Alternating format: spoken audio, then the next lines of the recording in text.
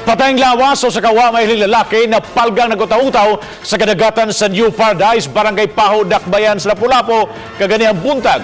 Alang sa detalye, adunay live update si Luan Mirondina. May!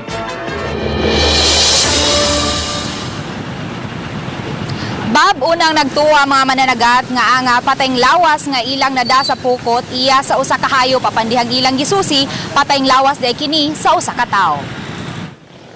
Mga mananagat nga taga-Dakbayan sa Talisay ang nakabangal sa patayng lawas ni ining usa ka wa mailhing lalaki pasado alas 6 ganihang buntag sa kadagatan sa New Paradise, Barangay Paho. Ang tanod nga si Radiola ang usa sa labing unang miresponde.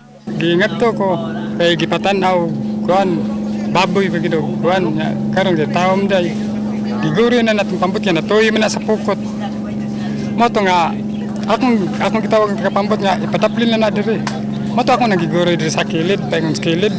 Apan way ni usa sa mga mulupyo sa dapit ang nakaila sa biktima. Nagsulob lang kini og karsones nga itom ug anaa sa 5'5" ang height. Way nakitang samad pinusilan o dinunggaban sa iyang lawas. Nasi mga sama dia makita nimo mga lapnos ba. Kasama nang dia sa iyang right elbow, dapat na igas-gas dito sa iyang gara sa iyang right shoulder. Pero tanaw na ko kuan ni kay ingon lagi sa BP's audio lang nga nakuan man ni siya dito ni siya sa ilawom sa dagat gid ba na nabiraran ni siya sa pukot, na trap man sa pukot. So posible nga nakuan ni siya sa current dito sa ilawom.